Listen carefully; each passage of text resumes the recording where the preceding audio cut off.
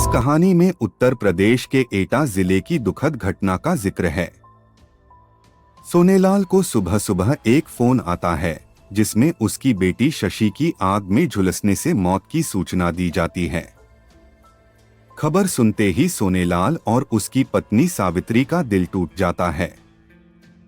उन्हें संदेह होता है कि शशि की हत्या हुई है। सोनेलाल को पता चलता है कि उसके दामाद विनोद के अपनी पहली पत्नी की मृत्यु भी संदिग्ध परिस्थितियों में हुई थी। साथ ही विनोद के कमला नाम की महिला के साथ अवैध संबंध भी थे। उन्होंने पुलिस में शिकायत दर्ज करवाई और आगे की कार्रवाई शुरू हुई। इस घटना ने पूरे क्षेत्र को झकझोर दिया जब एक महिला को उसके घर में जिंदा जला दिया गया। विनोद, जो मृतका शशि का पति था, अपनी प्रेमिका कमला के साथ फरार हो चुका था। शशि के पिता सोनेलाल काशीराम नगर जिले के छोटे से गांव में रहते थे और अपनी 3 बेटियों में से 2 की शादी बड़ी कठिनाई से करवाई थी। उनकी तीसरी बेटी शशि पढ़ लिख कर कुछ बनना चाहती थी, लेकिन सोनेलाल की बीमारी और आर्थिक तंगी के कारण उसके सपने टूट गए। मजबूरन उन्होंने शशि के लिए रिश्ता ढूंढना शुरू किया, पर शादी के लिए पैसों की समस्या बनी रही। सोनेलाल अपनी बेटी शशि के लिए रिश्ता खोजने में काफी समय से परेशान था। उसके भाई प्रभु दयाल ने एक दिन उसे बताया कि एटा के उसके दोस्त रमेश ने रिजोर में एक अच्छे परिवार का सुझाव दिया है। यह सुनकर सोनेलाल को थोड़ी राहत मिली, लेकिन जैसे ही उसे पता चला कि लड़के की पहली पत्नी की मृत्यु हो चुकी है और उसके 2 बच्चे हैं, वह कुछ देर के लिए चुप रह गया। फिर भी परिवार की स्थिति को देखते हुए सोनेलाल ने रिश्ते पर विचार किया। गांव जाकर देखा कि विनोद का मकान और जमीन अच्छी है और रामदयाल ने भी दहेज न लेने की बात की, जिससे सोनेलाल को कुछ संतोष हुआ। सोनेलाल ने विनोद के प्रस्ताव को सोच समझकर स्वीकार कर लिया। हालांकि सावित्री इससे खुश नहीं थी। उसे अपनी मासूम बेटी शशि का भविष्य कुंठित नजर आ रहा था, लेकिन परिस्थितियों ने उसे भी मानने पर मजबूर कर दिया। अप्रैल 2008 में शशि की शादी विनोद से हो गई और उसने इसे अपनी नीति मान लिया। शादी के शुरुआती दिनों में सब ठीक चला, लेकिन जल्दी ही विनोद का असली रूप सामने आया। वह रात दिन शराब पीकर लौटता और शशि से झगड़ता। शशि ने विरोध किया, लेकिन विनोद की हरकतें बढ़ती ही गईं, जिससे शशि का जीवन मुश्किलों में घिरता चला गया। शशि के मन में बेचैनी बढ़ने लगी, तो उसने आसपास की औरतों से बात करनी शुरू की। एक दिन पड़ोसी राजवती ने बताया कि विनोद का कमला नाम की महिला से पुराना संबंध है और इसी कारण उसकी पहली पत्नी की मौत हुई थी। यह सुनकर शशि स्तब्ध रह गई, लेकिन बिना पुष्टि किए उस पर शक नहीं करना चाहती थी। कुछ समय बाद विनोद का बटुआ शशि के हाथ लग गया, जिसमें एक महिला की तस्वीर थी। उसे समझ आ गया कि यही कमला है। उस शाम उसने विनोद से दूर दूर बात की और कमला का जिक्र किया। विनोद ने हंसते हुए कहा कि यह सिर्फ एक तस्वीर है जिसे उसकी भाभी ने बनवाने को दी थी, और शशि की शंका को मजाक में उड़ा दिया। शशि को उम्मीद थी कि विनोद ने उसे गलत समझा था, लेकिन गांव के लोग उसकी रोजाना की गतिविधियों से वाकिफ थे।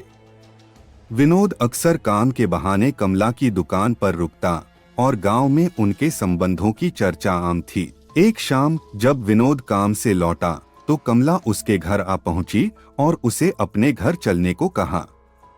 विनोद पहले हंसा, पर कमला के आग्रह पर उसके साथ चला गया।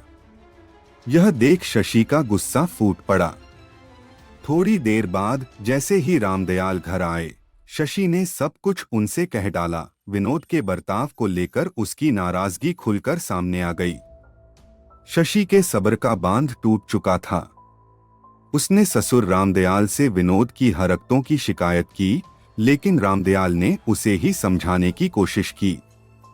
रात को जब विनोद नशे में धुत घर लौटा, शशि ने तय किया कि अब वह मायके जाएगी। विनोद ने उसे रोकते हुए कहा कि सब ठीक हो जाएगा, लेकिन शशि की नाराजगी कम नहीं हुई। अगली सुबह गुस्से में वह कमला की दुकान पर पहुंच गई और कमला को ललकारते हुए कहा कि वह दूसरों के पतियों पर डोरे डालना बंद करे।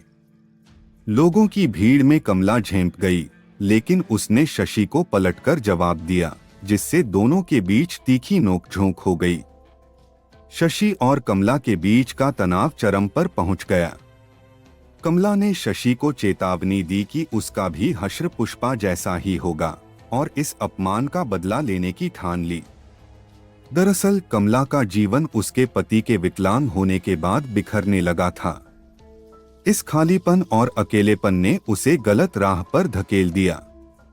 विनोद का दुकान पर आना जाना बढ़ा और दोनों के बीच नजदीकियां बढ़ने लगीं। एक दिन चाय के बहाने कमला ने विनोद को अंदर बुलाया और खुलकर अपनी इच्छाएं व्यक्त की। दोनों के बीच यह संबंध और गहरा हो गया, जिससे शशि का जीवन मुश्किलों में घिरता चला गया। विनोद और कमला के बीच अवैध संबंध पुष्पा की जिंदगी में अंधेरा बनकर आए। कमला के साथ विनोद का रिश्ता पुष्पा को पता चला तो उसने विरोध किया, लेकिन इसका परिणाम उसे पिटाई के रूप में सहना पड़ा। आखिरकार मानसिक और शारीरिक यातना सहते सहते पुष्पा की मौत हो गई। विनोद के लिए घर संभालना मुश्किल हो गया और उसने शशि से शादी कर ली, सोचते हुए कि अब वह कमला से दूरी बनाएगा, लेकिन कमला के मोहजाल से बाहर निकल पाना उसके लिए आसान नहीं था। एक दिन जब शशि ने कमला का सामना कर उसकी बेइज्जती की, तो कमला ने विनोद से फैसला करने को कहा।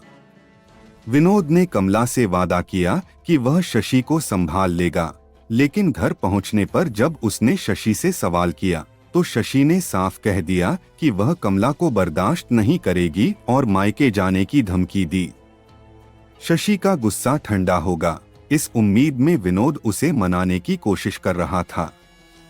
शशि ने जब मायके जाकर सब कुछ अपने माता पिता को बताया तो सोनेलाल ने ठान लिया कि अब वह बेटी को उस घर में नहीं भेजेगा। विनोद डर गया कि शशि अगर सच में अदालत पहुंच गई तो उसका घर बर्बाद हो जाएगा। कमला ने विनोद को सलाह दी कि शशि को मनाकर वापस ले आए और उसे रास्ते से हटा दे। एक हफ्ते बाद विनोद शशि को लेने उसके मायके पहुंचा, लेकिन शशि ने साफ मना कर दिया। अंततः सावित्री के समझाने पर शशि ने अपने घर लौटने का फैसला किया। शशि ने आखिरकार मां की बात मानकर विनोद के साथ वापस जाने का फैसला किया। उम्मीद थी कि अब सब कुछ ठीक हो जाएगा, लेकिन विनोद की हरकतें फिर से बर्दाश्त से बाहर हो गईं। शशि ने उसे कहा कि उसकी जिंदगी मजाक नहीं है और अब वह और नहीं सह सकेगी। विनोद ने गुस्से में आकर उसे मिट्टी का तेल डालकर आग लगा दी। शशि की चीखें सुनकर पड़ोसी और परिजन दौड़कर आए, लेकिन तब तक बहुत देर हो चुकी थी। पुलिस ने घटनास्थल पर पहुंचकर मामले की जांच शुरू की। सोनेलाल अपनी बेटी के गम में पागल रिपोर्ट लिखवाने गया। पुलिस ने रात में कमला के घर पर छापा मारा, लेकिन वह और विनोद वहां से भाग चुके थे। इंस्पेक्टर आर के सिंह ने तुरंत मुखबिर का जाल बिछाया। 10 सितंबर 2009 को दोनों उस वक्त पकड़े गए जब वे दिल्ली जाने वाली बस में बैठे थे। मुखबिर की सूचना पर पुलिस बस स्टॉप पर पहुंच गई और उन्हें धर दबोचा। पुलिस के हत्थे चढ़ते ही दोनों के चेहरे की रंगत उड़ गई। उन्हें एहसास हो गया कि उनका खेल समाप्त हो चुका है। पूछताछ के बाद उन्हें कोर्ट में पेश किया गया, जहां से दोनों को जेल भेज दिया गया। दोस्तों, यदि आप चैनल पर नए हैं तो कृपया हिडन क्राइम स्टोरी को सब्सक्राइब करें और कमेंट बॉक्स में इस कहानी के बारे में अपने विचार साझा करें। अगली कहानी तक अपना ध्यान रखें। धन्यवाद।